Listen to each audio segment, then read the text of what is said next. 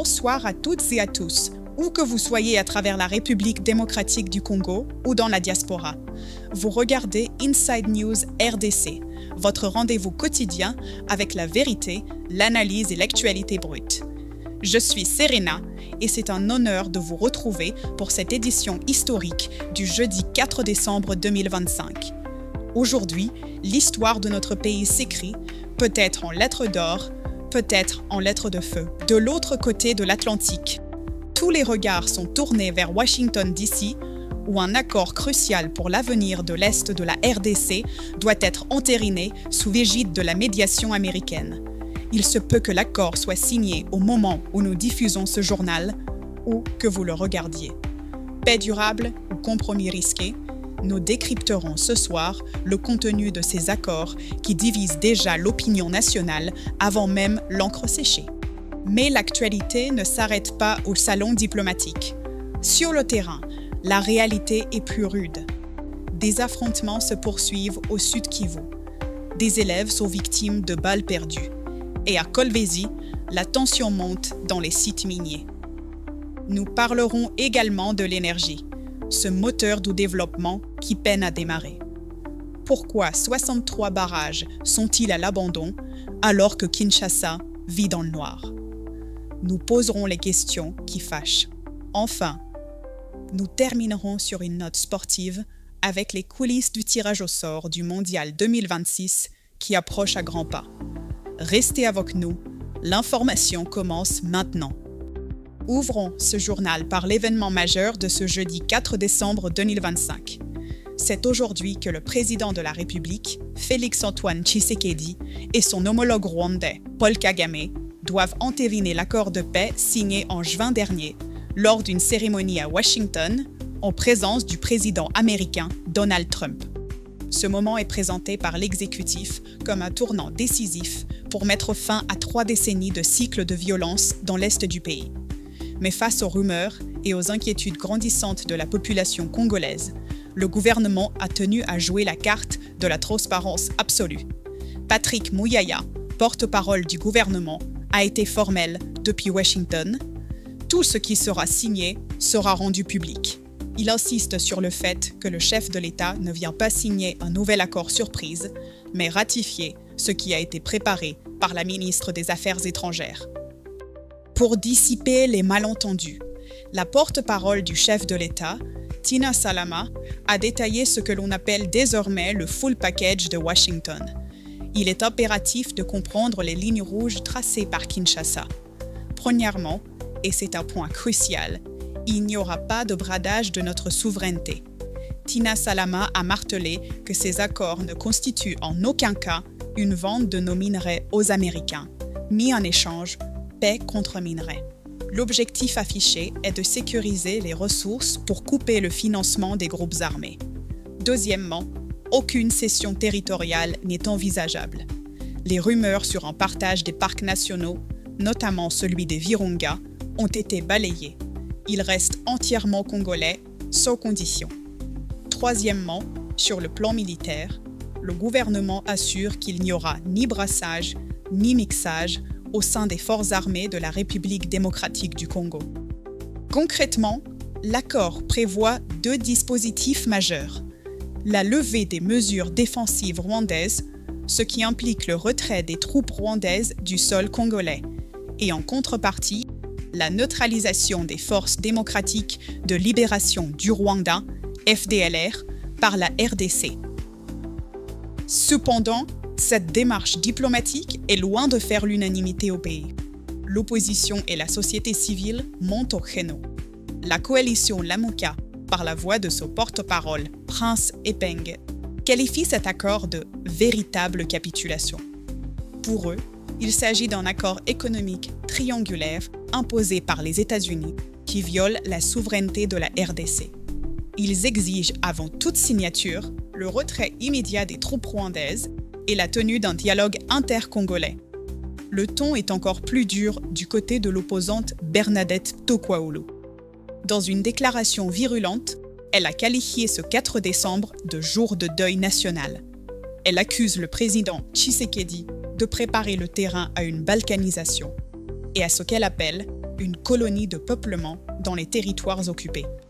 De son côté, la société civile, à travers 67 organisations, a publié une déclaration affirmant que sans dialogue national inclusif, les processus de Washington et de Doha ne mèneront pas à une paix durable. Juvenal Munubo, ancien député et expert en sécurité, craint quant à lui une hypocrisie diplomatique, soulignant que les combats continuent sur le terrain malgré les signatures dans les palaces. Il faut noter que la méfiance est réciproque. À Washington même, Yolande Makolo, porte-parole du gouvernement rwandais, a réitéré les accusations selon lesquelles la RDC continue de collaborer avec les FDLR, justifiant ainsi ce que Kigali appelle ses mesures de sécurité. Enfin, une question procédurale se pose. Le Parlement congolais a-t-il été consulté?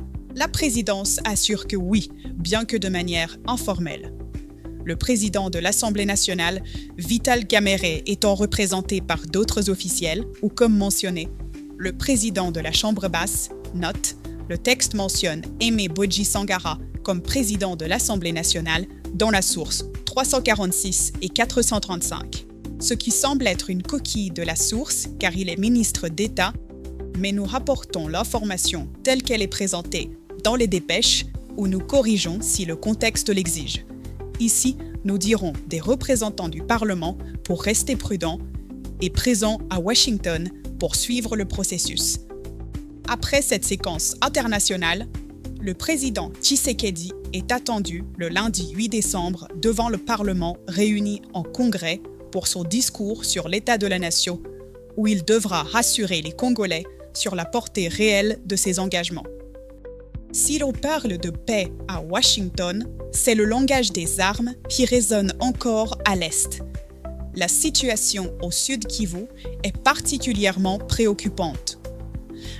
À Kamanyola, dans le territoire de Walungu, la situation reste confuse et tendue.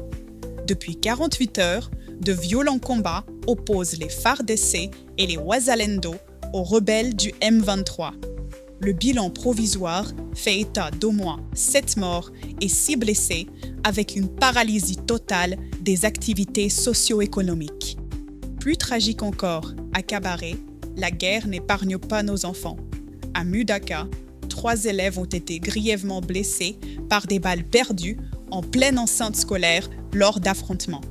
Les images décrites par la société civile sont insoutenables. Des enfants ensanglantés et paniqués cherchant refuge sous leur pupitre. C'est un rappel brutal du coût humain de ce conflit. Au Nord Kivu, l'insécurité a des conséquences directes sur la santé publique. Dans la zone de santé de Pinga, nous assistons à une rupture de stock critique en médicaments. L'inaccessibilité de la zone, due au combat, empêche tout ravitaillement. Le docteur Ngongo Kubuya alerte sur une recrudescence des cas de paludisme et de diarrhée, touchant principalement les femmes enceintes et les enfants. Alors que les structures de santé sont débordées par l'afflux de déplacés. L'insécurité ne se limite pas aux zones de guerre traditionnelles. Dans la province du Lualaba, poumon économique du pays, la tension est vive à Kolwezi. Des centaines d'agents de la Kamoto Copper Company, KCC, ont manifesté hier pour dénoncer l'insécurité grandissante sur leur site d'exploitation. Ils pointent du doigt les intrusions récurrentes de creuseurs artisanaux clandestins, souvent armés, qui mettent en péril la vie des travailleurs. Denis Loumande, président de la délégation syndicale, déplore que des collègues aient été tués et des véhicules caillassés. Le gouverneur Fifi Masuka a promis de renforcer la sécurité, mais la cohabitation entre l'industrie et l'artisanat minier reste un défi majeur. Dans ce tableau sombre, une note d'optimisme nous vient de l'Ituri. Le gouverneur militaire, le lieutenant-général Johnny Luboya, affirme que la province est pacifiée à 80%. Il met en avant une approche mixte, militaire et non militaire, incluant le dialogue intercommunautaire qui aurait permis la réouverture de la route nationale 27 et le retour des populations dans certaines agglomérations. Cependant, la vigilance reste de mise dans cette région longtemps meurtrie. Passons à l'économie et au développement. L'accès à l'électricité demeure un casse-tête pour la majorité des Congolais. La coalition des organisations de la société civile, CORAP, vient de publier un baromètre alarmant. Plus de 70% des Kinois sont insatisfaits des services de la SNEL. Le constat est sévère. Coupures intempestives, facturation douteuse et impact désastreux sur les petites activités économiques. Mais le plus révoltant, selon la CORAP, ce sont ces 63 barrages hydroélectriques à l'abandon à travers le pays. L'organisation plaide pour leur réhabilitation plutôt que de tout miser sur le méga-projet Grand Inga, jugé trop coûteux et risqué pour l'instant. Il y a pourtant des solutions. Dans la province de la Chopo, un investisseur belge, la société Hydroforce, propose un plan d'urgence. L'ingénieur Pierre Houdard a présenté un projet pour réhabiliter la centrale Chopo 1 en moins de 18 mois, au lieu des 5 à 10 ans habituellement annoncés. De plus, le site de Wanyarukula est identifié comme un potentiel majeur pour une nouvelle centrale capable de soutenir l'industrialisation de la région. L'Assemblée provinciale a accueilli favorablement cette initiative qui pourrait sortir Kisangani du noir. Pour financer ces projets, l'État a besoin de moyens. Nous observons une vague de numérisation dans la collecte des recettes provinciales. Au Kasai, le gouverneur Crispin Mukendi a alors fait officiellement la digitalisation de la perception des impôts via la plateforme Codinet. L'objectif est clair, lutter contre le coulage des recettes et la fraude fiscale. Même son de cloche dans la Chopo, où une plateforme kenyane nommée TechnoEdge a été présentée aux autorités pour moderniser la gestion financière de la province. Ce système promet une traçabilité complète et des alertes en temps réel sur les revenus journaliers. Enfin, un mot sur nos routes. Au Sankuru, le ministre des Infrastructures a annoncé le lancement imminent de travaux anti-érosifs sur la Nationale 7. La progression des têtes d'érosion à Lodja, Rusambo et Chumbe menace non seulement la route, mais aussi des vies humaines. Le désenclavement de cette province centrale est une priorité absolue pour le gouverneur Martin Isikia. Dans le domaine de la justice, la RDC veut se donner les moyens de traquer les criminels au-delà de ses frontières. Un atelier important s'est clôturé hier à Kinshasa, réunissant des hauts magistrats sur le thème de la coopération judiciaire internationale. L'enjeu est de taille. Empêcher que les auteurs de crimes ne trouvent refuge dans les pays voisins. Pierre Shindano, procureur général, l'a rappelé. Aucun crime ne devrait rester impuni. Les recommandations portent sur une meilleure coordination et la création de réseaux régionaux pour faciliter les extraditions et les commissions rogatoires. Nous avons célébré hier la Journée internationale des personnes vivant avec handicap. À cette occasion, la première ministre Judith Suminwa a réitéré l'engagement du gouvernement pour l'autonomisation de cette catégorie de la population. Au-delà des discours, des projets concrets comme le handipreneuriat sont annoncés pour lutter contre la précarité économique. Cependant, la ministre déléguée Irène Essambo a courageusement dénoncé l'hypocrisie de nos infrastructures. L'administration publique elle-même reste largement inaccessible aux personnes à mobilité réduite. Il y a encore loin de la parole aux actes.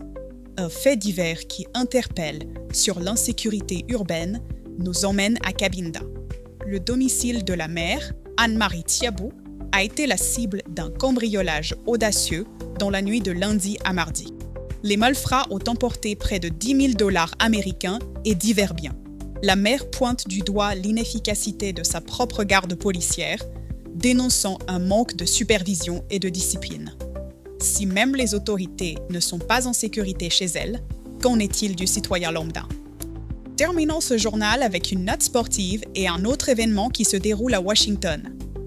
Ce vendredi 5 décembre aura lieu le tirage au sort tant attendu de la phase finale de la Coupe du Monde 2026.